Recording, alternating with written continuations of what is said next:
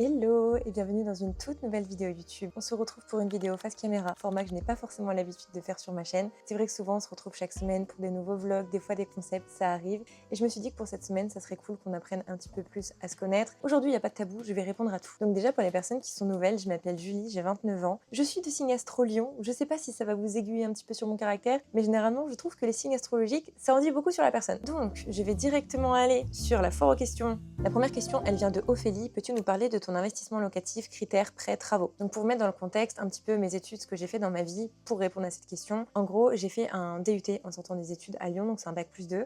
Après, je suis partie en licence marketing et communication en école de commerce et j'ai fait un semestre à Madrid pendant 3 mois.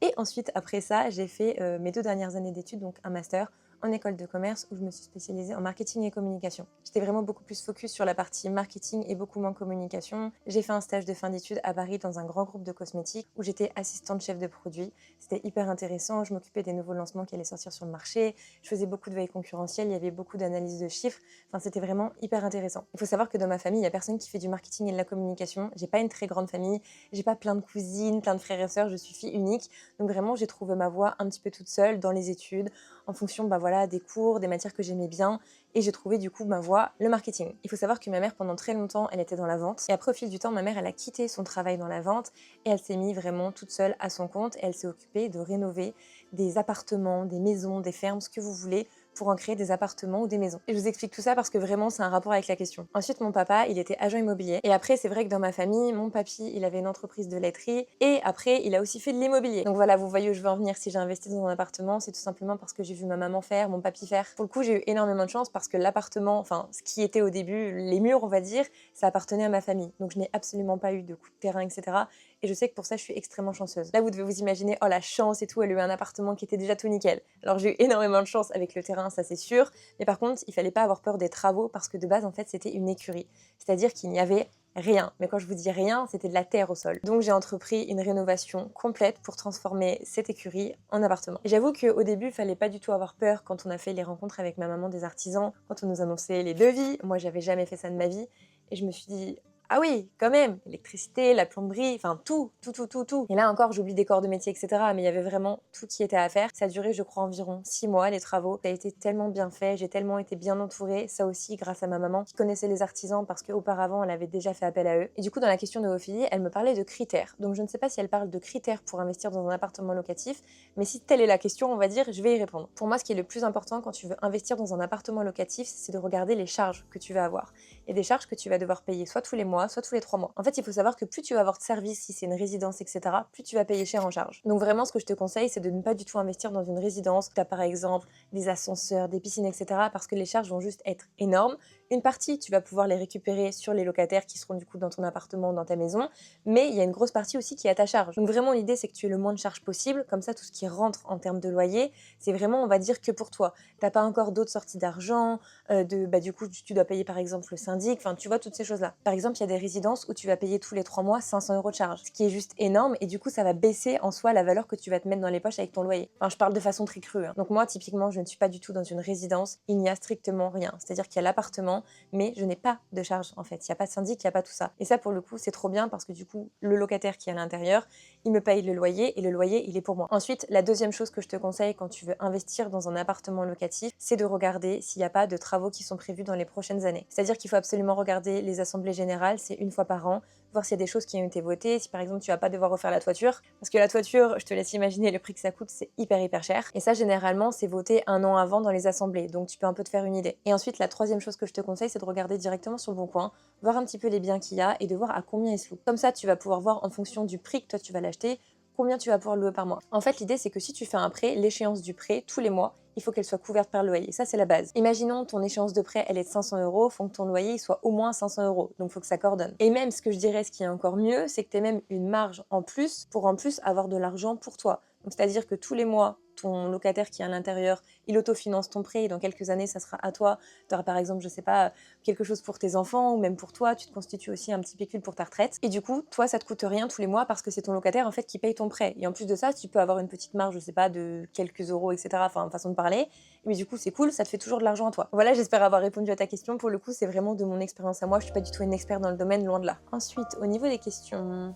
Là, j'ai une question sur l'alimentation. Comment fais-tu pour avoir cette silhouette? Comment écouter et savoir quoi manger et en quelle quantité? Alors là, je ne sais pas comment tu t'appelles parce que le nom n'est pas mis dans l'intitulé du nom Instagram. Mais alors, pour répondre à cette question, c'est très simple. Pour m'écouter et savoir quoi manger, tout simplement, je me demande de quoi j'ai envie et je mange ce que j'ai envie. Alors bien évidemment, je vais pas me manger un McDo tous les soirs de la semaine, loin de là. Mais on va dire que de manière générale, le midi, généralement, je mange de la viande avec des légumes. Ou si c'est pas des légumes, c'est des choses qui sont relativement faciles, on va dire, à préparer.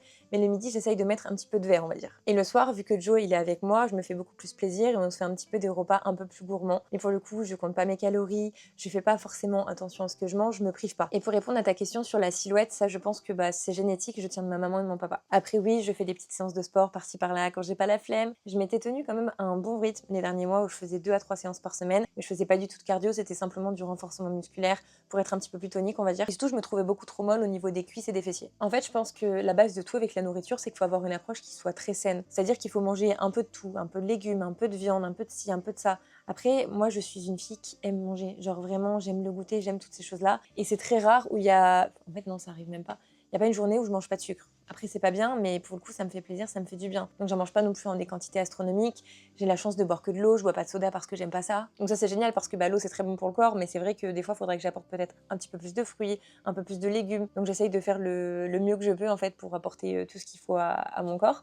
Et voilà, tout simplement, je l'écoute. En fait, généralement, toutes les semaines, je fais un petit peu les mêmes recettes, mais ça change en fonction des saisons, j'ai du mal à parler. Et c'est pas tout le temps les mêmes recettes tous les jours. C'est-à-dire que tous les jours, c'est pas les mêmes recettes, mais chaque semaine, je refais les mêmes. Typiquement, le midi, je peux me faire un épinard viande rouge, ou par exemple, purée saucisse. Ce que je fais souvent aussi, c'est de la ratatouille avec un steak haché. En fait, c'est des repas qui sont très simples, généralement le midi, mais vous voyez un petit peu le style. Et le soir, par exemple, je peux me faire une pinza. L'hiver, je mange beaucoup de soupe. L'hiver aussi, je mange beaucoup de raclette, de la fondue. J'aime bien aussi me faire des bagels maison. Vraiment, ça change, mais vous avez plein de vidéos à ce sujet sur ma chaîne YouTube où je vous montre un petit peu ce que je mange. J'ai fait des semaines dans mon assiette, des 24 heures dans mon assiette. Enfin, vous avez plein d'idées de repas. La prochaine question, elle vient de la part de Julia. Est-ce que tu vas organiser d'autres événements comme celui à Noël? Alors Julia, je la connais puisqu'elle était présente à l'événement que j'avais organisé l'année dernière dans le sud, le festin Noël de Julie. Vraiment, l'idée avec cet événement, c'était de rassembler ma communauté, d'apprendre à vous connaître en vrai, pas juste à travers un écran. Et pour le coup, j'ai adoré cet événement. C'était vraiment tout ce que je voulais.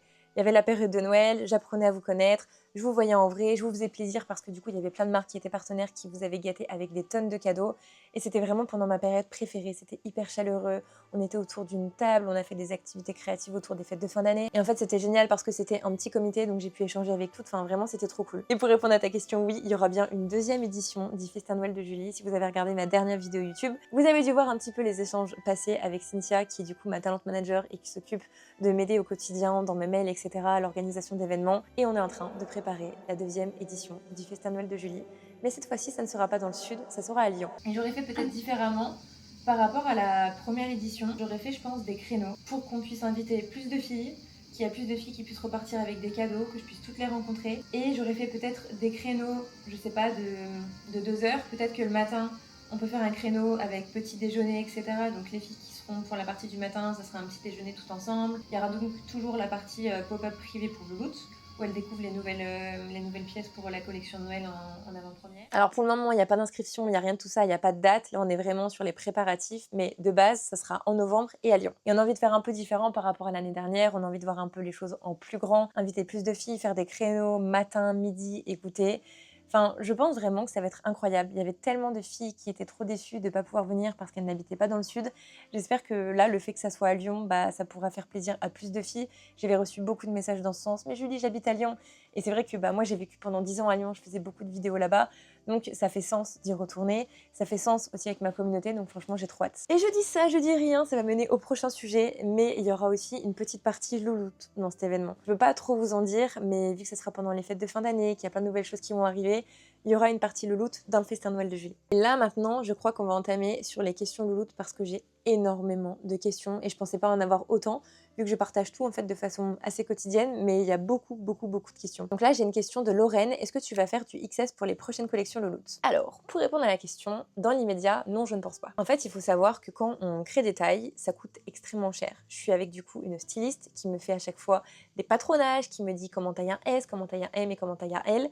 c'est des coûts qui sont juste énormes. Et plus à chaque fois on fait de taille, plus les coûts sont importants. Et là, j'avoue qu'à l'instant T, ce qui est le plus judicieux, on va dire pour moi, vu que je viens de lancer ma marque, c'est de faire 3 tailles, S, M et L. Bien évidemment, ma marque, j'ai envie qu'elle évolue. Bien évidemment, j'ai envie de satisfaire de plus en plus de personnes. Donc, je te dis pas que ça ne va jamais arriver parce que l'idée, c'est que ma marque, elle grandisse et qu'à la fin, je fasse du XXS, du XXL, enfin, de faire toutes les tailles. Si je le pourrais, je le ferais. Et d'ailleurs, j'ai reconnu ton nom dans la question. Je sais que tu as commandé déjà plusieurs fois sur Lulutomwear. Donc, juste merci beaucoup et merci pour ta question. Prochaine question de Victoria. Pourquoi Loulout? Alors ça, j'avoue, je l'ai même pas dit, je crois, dans la vidéo d'annonce de ma marque. Mais quelle honte. J'ai jamais expliqué le nom alors qu'en fait, c'est tout bête. Et c'est vrai que c'est quand même la base quand on crée sa marque de dire pourquoi elle s'appelle comme ça, quoi. Tout simplement, Loulout, c'est le surnom que ma maman me donnait quand j'étais plus jeune. Et en fait, je voulais quelque chose qui soit hyper cosy, hyper mignon, dans lequel en fait on soit plein à se retrouver. Et en fait, quand je cherchais le nom de ma marque, j'avais vraiment plein d'idées en tête. Soit je me disais non, c'est pas fou, ouais non, ça va pas. Et à un moment, je me dis, mais c'était super tard, en plus je m'en souviens, c'était super tard, j'étais sur le canapé, je cherchais le nom. J'étais sur mon canapé pour chercher le nom. Jordan, il était parti se coucher. 3h du matin, j'arrivais, je dis, j'ai trouvé le nom. Ça va s'appeler Loulout. Et il fallait quelque chose qui soit un peu plus, comment dire, démonstratif de l'activité, donc j'ai rajouté le homeware. Parce que je voulais vraiment que ce soit une marque du coup de homeware, de vêtements qu'on peut porter à la maison, même aussi un peu loungewear, si par exemple à l'avenir je fais des vêtements pour porter, on va dire, cocooning à l'extérieur, mais toujours dans un esprit, on va dire, très cosy, très prendre soin de soi, quoi. Donc voilà, pourquoi Loulout? Prochaine question, vas-tu faire un calendrier de l'avant de ta marque avec des petits accessoires? Pour répondre à la question, franchement j'adorais, je trouve que c'est une trop bonne idée, mais encore une fois, je suis au tout début de ma marque. Là, ça va faire 4 mois que Lulutomwear c'est en ligne et c'est encore beaucoup trop récent pour que je puisse me permettre de faire des coûts aussi importants. Tant au niveau du packaging, créer un calendrier de l'avant, j'imagine même pas le prix de revient que ça doit être. Et surtout, il faut tout produire ce qu'il y a à l'intérieur. Donc si par exemple je glisse des petits chouchous, il faut les produire. Par exemple, un masque de sommeil, pareil, il faut les produire. Une tête d'oreiller en soie, pareil, ça se produit. Et encore une fois, c'est des coûts de revient qui sont juste énormes. Mais en tout cas, c'est pas impossible que ça arrive un jour. Prochaine question. Prochaine question, tu as prévu une collection de pyjamas Noël ou autres produits? Je suis tellement heureuse qu'il y ait cette question, je vous jure. Je prépare la collection de Noël, mais là, depuis des semaines, ce qui va se passer à Noël pour Loulout, je peux vous dire que vous n'êtes pas prête. En fait, c'est vraiment ma période préférée de l'année, celle où on est vraiment le plus cocooning, où on passe le plus de temps chez nous, beaucoup plus que l'été. Enfin là, vraiment, tout ce qui est pyjama, toutes les choses un petit peu cocooning, girly chez soi, enfin, c'est vraiment genre là à partir de septembre en fait pour moi. Alors déjà, je peux vous dire qu'il y aura un pyjama de Noël, il est produit, je l'ai reçu, il est exceptionnel et je l'avais déjà fait produire en fait en même temps que le lancement des autres pyjamas. Sauf que je l'ai gardé au chaud pour vous le sortir pour les fêtes de fin d'année. Et je vais pouvoir m'avancer en vous disant quelque chose, c'est que là, les fêtes de fin d'année, la collection de Noël que je vous prépare, ça va être le plus gros lancement, plus gros que celui qui est en avril pour le lancement officiel de ma marque, juste pour vous dire. Le lancement officiel de ma marque, il y avait 2 pyjamas. Voilà. Là, pour novembre, pour les fêtes de fin d'année, juste, je peux vous dire qu'il y a minimum un pyjama, c'est juste le minimum, mais je peux pas vous dire tout ce qu'il y a après. Parce qu'il y a plein de choses qui sont en pourparlers, etc. Mais il y aura beaucoup de nouveautés sur Loulout pour les fêtes de fin d'année et ça arrivera début novembre. Là, j'ai une question. Vas-tu créer Je ne peux pas répondre à cette question. Je peux pas dire la suite de la question pour la simple et bonne raison qu'elle a trouvé en fait le produit que je lance au mois de septembre. Donc si elle regarde cette vidéo, elle sait ce que c'est. Donc là, je vous explique. En septembre, début septembre, retour back to work, back to school, il y aura 2 nouveautés. En gros, il y a un nouveau produit qui va arriver début septembre, ce n'est pas un pyjama, c'est toujours dans l'univers de homeware, c'est quelque chose de très girly dont on a toutes besoin. J'en dis pas plus. Mais de toute façon, vous serez tout informés en temps et en heure dès qu'il faudra. Et ensuite, le prochain vraiment gros lancement, ça sera en novembre. Donc voilà, s'il y a 2 dates à retenir, c'est début septembre et début novembre. Oh là là là là. Prochaine question, ça ne concerne plus Loulout, ça concerne Miss France. La question, elle a été posée par Rowen.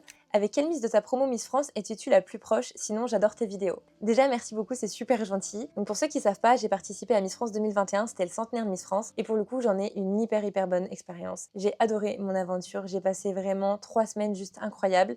À l'époque, c'était 3 semaines, enfin pendant ma période à moi, tout simplement parce que c'était la crise sanitaire, donc il y avait pas mal de restrictions, donc ça durait, je crois, 1 semaine de moins par rapport aux autres, on va dire, années précédentes ou même en ce moment, quoi. Personnellement, j'ai adoré mon aventure, et si j'ai autant adoré mon aventure, c'est parce que toutes les filles étaient hyper bienveillantes.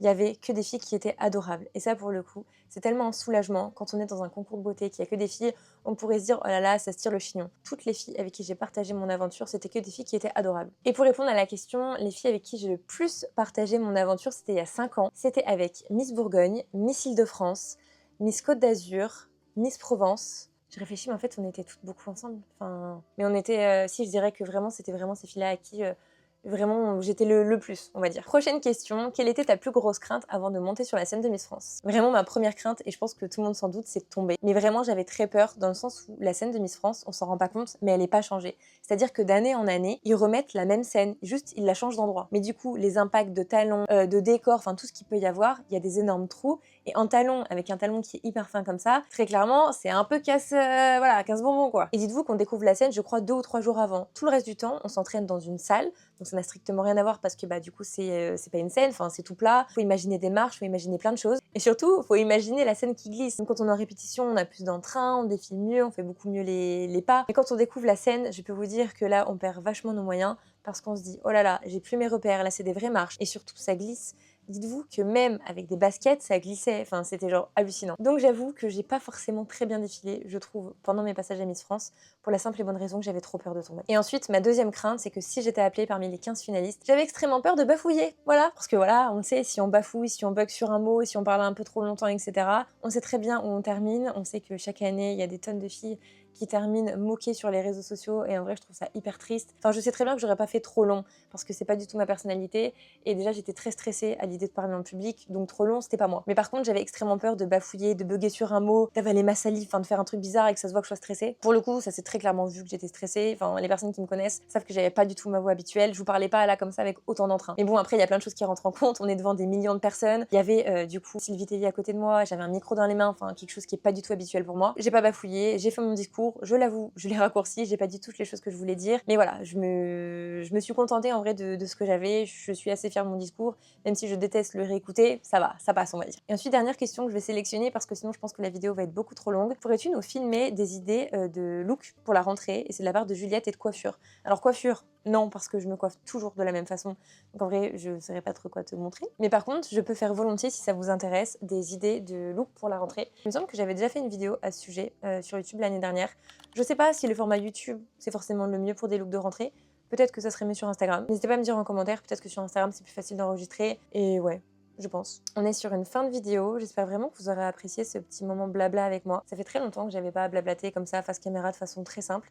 Et c'est vrai que je trouve que des fois ça manque, ça me permet de répondre à toutes vos questions, vos interrogations. J'y réponds à chaque fois au maximum de commentaires, que ce soit en DM ou sur YouTube, et qu'on me demande des références, etc. Mais là c'est vrai que c'est des questions qui étaient un petit peu plus poussées, où j'ai besoin de plus parler. Des fois ça m'arrive de vous faire des audios, mais là j'avoue au moins je réponds en vidéo, au moins il y a tout le monde qui a les réponses. Et on va dire que c'est une pierre deux coups. En attendant, je suis en train de cramer devant la fenêtre tellement il fait chaud, et en plus de ça j'ai mis une chemise. Donc laissez-moi vous dire que là je vais aller me mettre sous la douche, je vais faire ma petite night routine, me débarbouiller, etc. Enfin, me débarbouiller, me nettoyer la peau, me démaquiller, etc. Et aller me poser devant le Prime de Secret Story. Merci beaucoup d'avoir regardé cette vidéo jusqu'à la fin. Je vous dis à la semaine prochaine. Gros bisous!